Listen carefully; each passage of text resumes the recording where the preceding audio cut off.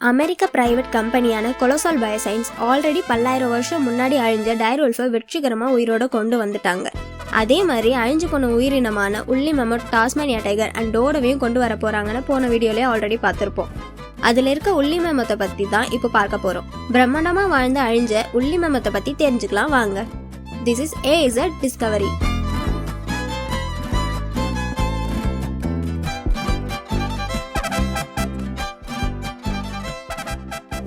உல்லி மேமத்ன்றது ஐசேஜ் காலத்தில் வாழ்ந்த ஒரு பெரிய யானை. இது பார்க்க எப்படி இருக்கும்னா, நம்ம ஐசேஜ் மூவியில் பார்த்துருப்போம்ல, அதில் வர யானை தான் இந்த உல்லி மேமத். உல்லி மேமத் பெரும்பாலும் பரந்த புல்வெளியிலையும் பனிப்பரப்புலையும் தான் வாழ்ந்தது. உல்லி மேமத் இன்னைக்கு நம்ம பார்க்குற யானை மாதிரி இருந்தாலும் பல வகையில் வேறுபட்டது. இப்போ இருக்க யானையவே நம்ம உருவத்தில் பெரிய அனிமல்னு சொல்கிறோம். பட் இப்போ இருக்க யானையோட ஹைட் 9 to 10 feet வரைக்கும் தான் இருந்தது. ஆனால் உல்லி மேமத்தோட ஹைட் 13 feet வரைக்கும் இருக்கும். அண்ட் இப்போ இருக்க யானையோட வெயிட் 5 ton தான். அதுவே உல்லி மேமத்தோட வெயிட் பார்த்தோம்னா 6 டன்லேருந்து 7 டன் வரைக்கும் இருந்தது. அதாவது ஒரு பெரிய காரோட எடைக்கு சமமாக இருந்திருக்கு. நமக்கு யானையை பார்த்தாலே நல்லா பெருசா விசிறி மாதிரி அசைஞ்சிட்டு இருக்க காது தானே ஃபர்ஸ்ட் கண்ணில் படும். பட் உல்லி மேமத்துக்கு அப்படி இல்லை. இப்போ இருக்க யானையை விட மேமத்ஸுக்கு காது சின்னதாக தான் இருக்கும். அண்ட் உல்லி மேமத்தோட தந்தம் 12 அடியிலேருந்து 13 அடி வரைக்கும் நீண்டு வளைஞ்சு இருந்திருக்கு. அதோட உருவத்துக்கு ஈட அதோட தந்தமும் லென்த்தாக இருந்திருக்கு. ஸோ அதோட பெரிய தந்தம் பனியை தோன்றதுக்கும் அதிகமாக டிஃபென்ஸ்க்காகவும் யூஸ் பண்ணியிருக்கு. அண்ட் ஃபீமேல் மேமத்தெல்லாம் இம்ப்ரெஸ் பண்ணுறதுக்காக மற்ற மேல் மேமத் கூட சண்டை போடும். அப்படி சண்டையில் நான் தான் மாசுன்னு காட்டுறதுக்காக ஃபீமேல் அட்ராக்ட் பண்ண அதோட டஸ்க், அதாவது தந்தத்தை யூஸ் பண்ணி சண்டை பயங்கரமாக போடுமா. ஏஜ் ஆன ஓல்டு மெமத்துங்களையும் குழந்தை மெமத்துங்களையும் பெரிய ஸ்ட்ராங்கான மெமத்துங்க தான் பாதுகாக்கும். ஸோ இப்போ இந்த மெமத் இருந்திருந்தா ஒரு மிகப்பெரிய ஜைஜாண்டிக்கான அனிமலாக தான் இருந்திருக்கும். பார்க்க பயங்கரமாக தோற்றத்தில் இருந்தாலும் இந்த உல்லி மெமத்ஸ்கெல்லாம் ரொம்பவும் சாஃப்டான குணம் கொண்டதுன்னு சொல்கிறாங்க. இப்போ இருக்க யானைக்கும் உல்லி மேமத்துக்கும் சில பல வித்தியாசம் இருக்குது. லைக் இப்போ இருக்க யானைக்கு உடம்புல முடின்றது சின்ன சின்ன இழைகளாக அங்கங்கே இருக்குமே தவிர பார்த்ததுமே முடி இருக்குன்னு சொல்கிற அளவுக்கு இருக்காது. பட் உல்லி மேமத்ஸ்க்கு கடுமையான குளிர்கால சூழ்நிலையில் உயிர் வாழ தேவையான ஸ்பெஷல் உடல் அமைப்பு இருந்தது. அது என்னன்னா, இதோட உடம்பு ஃபுல்லாக நிறைய முடி இருக்கும். அது ரொம்ப தடியாக நீளமான முடியாக இருக்கும். ஸோ அதனாலேயே அதை உல்லின்னு கூப்பிட்டாங்க. உல்லினா அதிகமான முடி கொண்டன்னு அர்த்தம். அந்த முடி மெமத்ஸுக்கு நல்ல கடும் பனியில் தங்களை பாதுகாக்க ஹெல்ப்ஃபுல்லாக இருந்திருக்கு. நேச்சரோட பியூட்டியை பார்த்தீங்களா? நம்மளாம் குளிர்காலத்தில் கம்பளி பெட்ஷீட்டை வாங்கி யூஸ் பண்ணுவோம். பட் மெமத்ஸுக்கு இயற்கையாகவே உள்ளனில் தான் கவர் ஆகிருக்கு. அதோட ஸ்கின்னும் பார்த்தீங்கன்னா 2.5 சென்டிமீட்டருக்கு ரொம்பவும் தடியாக இருந்திருக்கு. ஸோ அதுவுமே பனிக்காட்டில் குளிர்ச்சியை தடுக்க ஹெல்ப் பண்ணியிருக்கு. இப்போ இருக்க யானைகள் எல்லாம் சிலது எப்படி கூட்டமாக இருக்குமோ அது மாதிரி உல்லி மெமத்ஸோ குரூப்பாக தான் இருக்கும். கூட்டமாக போய் தான் உணவுலாம் தேடும். இந்த மெமத்லாம் ஹெர்பிவோர்ஸ். ஸோ தாவரங்களை மட்டும்தான் சாப்பிட்டது.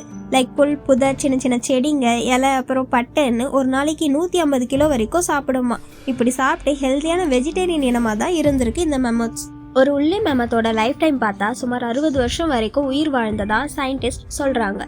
அந்த காலத்தில் மனுஷங்க மேமத்துங்களை வேட்டையாடி உணவாக சாப்பிட்ருக்காங்க. தென் அதோட தோலை ட்ரெஸ் எல்லாம் தயாரிக்க யூஸ் பண்ணியிருக்காங்க. நம்ம செம்மறி ஆட்டோட உள்ளெல்லாம் யூஸ் பண்ணி கிளாத்ஸ் ரெடி பண்ணுறோம்ல, அதே மாதிரி அந்த டைமில் அந்த மேமத்ஸோட ஸ்கின்னை ட்ரெஸ்ஸுக்காக யூஸ் பண்ணியிருக்காங்க.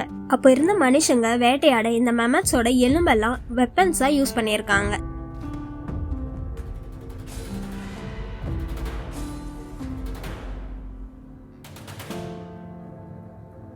அண்ட் அதே நேரம் மெமத்தோட தந்தத்தை வச்சு ஒரு மியூசிக்கல் இன்ஸ்ட்ருமெண்ட்டும் தயார் பண்ணியிருக்காங்க.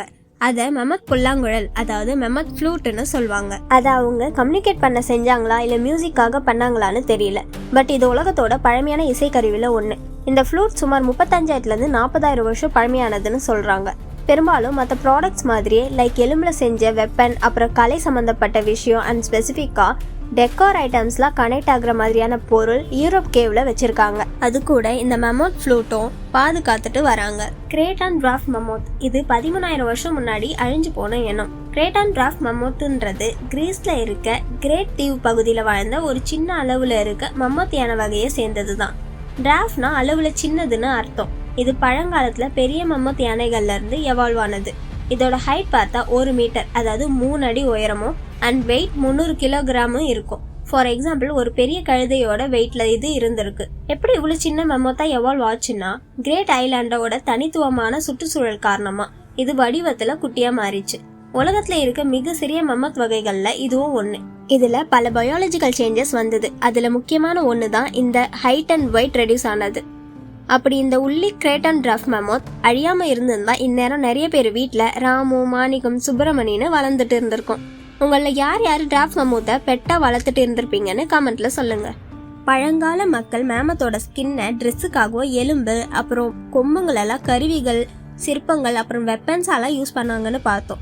இது மூலயமா மனுஷங்க மேமத்ஸை கொன்று அதோட எலும்பு தந்தெல்லாம் வச்சு நிறைய விஷயம் பண்ணியிருக்காங்கன்னு தெரியுது. அண்ட் அந்த காலத்துல மனுஷங்க மேமத்துங்களை பாறையில ஓவியமா டிரா பண்ணியிருக்காங்க. இப்படி இருக்க சமயத்துல உலகத்துல கிளைமேட் சேஞ்ச் ஆகுது. ஸோ பனியெல்லாம் உருகி சூடான காலநிலை ஏற்படுது. அதோட சேர்த்து நம்ம மனிதர்கள் இந்த உள்ளி மேமத்தை அதிகமாக வேட்டையாடினாங்க. அந்த கிளைமேட் சேஞ்சினால உள்ளி மேமத்தால் அங்கே வாழ முடியல, அப்படியே கொஞ்சம் கொஞ்சமாக சாக ஆரம்பிக்குது. ஸோ சுமார் 10,000 வருஷத்துக்கு முன்னாடி பெரும்பாலான மேமத்துங்க அழிஞ்சு போச்சு. நம்ம அழிஞ்சு போன டைரூல்ஃப் அண்ட் டோடோ பற்றி வீடியோ போட்டிருப்போம், நீங்களும் பார்த்து இருப்பீங்க. அப்படி பார்க்கலன்னா நம்ம சேனலில் செக் பண்ணி பாருங்க. Already Colossal Biosciences company de-extinction மூலமா டைரூல்ஃபை உயிரோட கொண்டு வந்த மாதிரி உள்ளி மேமத்தையும் கொண்டு வரதான் போகிறாங்க. அதுக்கான முயற்சிகள் போயிட்டு தான் இருக்கு.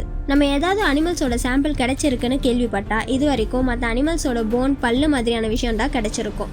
ஏன்னா ஒரு உயிர் போனாலே கொஞ்சம் மாசத்துல அதோட உடம்பு மக்கி போய் வெறும் எலும்பு, பல்லுன்னு தான் கிடைக்கும். பட் உள்ளி மேமத் சினாரியோல அப்படி இல்லை. பிகாஸ் உள்ளி மேமத்லாம் வாழ்ந்தது ஒரு பனி பிரதேசமான சைபேரியா அண்ட் நார்த் அமெரிக்கால. ஸோ அங்கே அந்த அனிமல் இறந்த அப்புறம் அதோட உடல் அப்படியே பனியில புதஞ்சி நல்லா ப்ரிசர்வ் ஆயிடுச்சு.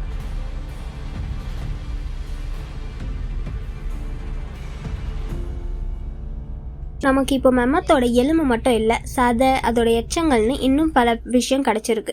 அதெல்லாம் ப்ரிசர்வ் பண்ணி வச்சிருக்காங்க. இது மூலயமா அது எந்த மாதிரியான சூழல வாழ்ந்தது அண்ட் என்ன மாதிரி உணவெல்லாம் சாப்பிட்டுச்சுன்னு ரிசர்ச் பண்ணிட்டு இருக்காங்க.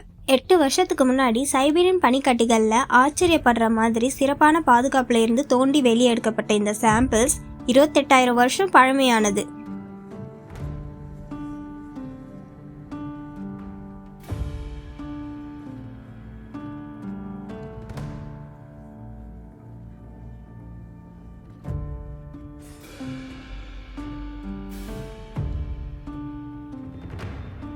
அதில் இருக்க செல்ஸை எலியோட கருமுட்டையில் இன்சர்ட் பண்ணப்போ அதில் பயாலஜிக்கல் ஆக்டிவிட்டி தெரிஞ்சிருக்கு. தென் அந்த மவுஸோட உடம்புல மேமத்துக்கு இருக்கிற மாதிரியான தோலும் முடியும் வளருது. ஸோ 10,000 வருஷத்துக்கு அப்புறமும் கூட இந்த செல் செயல்பாடு நடக்கிறதுனால அது மூலயமா சில பார்ட்ஸை அகைன் உருவாக்கலாம் அப்படின்னு சயின்டிஸ்ட் புரிஞ்சுக்கிறாங்க. பட் இந்த முயற்சி முழுமையாக உள்ளி மேமத்தை உருவாக்குறது இல்லை. அதுக்கு பதிலாக அந்த உள்ளி மேமத்துக்கு சிமிலரான ஒரு உயிரினத்தை, அதாவது பனி பிரதேசத்துலலாம் வாழற மாதிரியான ஆர்டிக் அடாப்டட் எலிஃபெண்ட்டை தான் உருவாக்குறாங்க. அதாவது உள்ளி மேமத்தோட கசின் பிரதரை தான் உருவாக்க போறாங்க. அதுக்கு டைரூல்ஃபில் நடந்த சேம் ப்ராசஸ் தான் பண்ண போறாங்க. லைக் ஜீனோம் எடிட்டிங் மாதிரியான விஷயம்லாம் பண்ணி இப்போ இருக்க ஆப்பிரிக்கா யானையோட டிஎன்ஏல உள்ளி மேமத்தோட சிறப்பான தன்மையெல்லாம் இன்செர்ட் பண்ணுவாங்க. தென் இது மூலயமா 2027 அழிஞ்சு போன உள்ளி மேமத்தை அகைன் உயிரோட கொண்டு வர போறாங்க. லைக் பனிச்சூழலுக்கு தகுந்த மாதிரி திக் ஃபர் அண்ட் தடியான தோல்லாம் உருவாகுற மாதிரி சேர்த்து ரெடி பண்ணிட்டு இருக்காங்க. இந்த முயற்சியில் கரு வளர்ச்சி அண்ட் யானைகளோட வாடகத்தாய் மூலம் கரு வளர்றது மாதிரியான சேலஞ்சிங்கான டாஸ்கெல்லாம் இருக்கிறதுனால மேபி லேட் ஆகலாம். 2027 கன்ஃபார்ம் கொண்டு வந்துருவாங்கன்றது உறுதி இல்லை. அப்படி டி எக்ஸ்டென்ஷனில் உள்ளி மேமத்தையும் கொண்டு வந்துட்டாங்க அப்படின்னா நான் முன்னாடியே சொன்ன மாதிரி ஒரு ஜைஜாண்டிக்கான அனிமல் அகைன் நம்ம கூட சேர்ந்து வாழும். அப்படி அடுத்த 3-4 வருஷத்தில் நம்ம கண் எதிராக மேமத் நடந்து வரதை பார்க்க யாரெல்லாம் ஆர்வமாக இருக்கீங்க? அண்ட் இப்படி எக்ஸ்டிங்ட் ஆன உயிரினத்தில் உங்களுக்கு எந்த உயிரினத்தை அகைன் கொண்டு வந்தால் நல்லா இருக்கும்னு தோணுதுன்னு கமெண்ட்ல சொல்லுங்க. இந்த வீடியோவில் உள்ளி மேமத்தை பற்றி நல்லா தெரிஞ்சுட்டு இருப்பீங்கன்னு நினைக்கிறேன். இன்னும் சுவாரஸ்யமான நிறைய விஷயத்தை என் கூட சேர்ந்து தெரிஞ்சுக்க subscribe to AZ Discovery. Bye.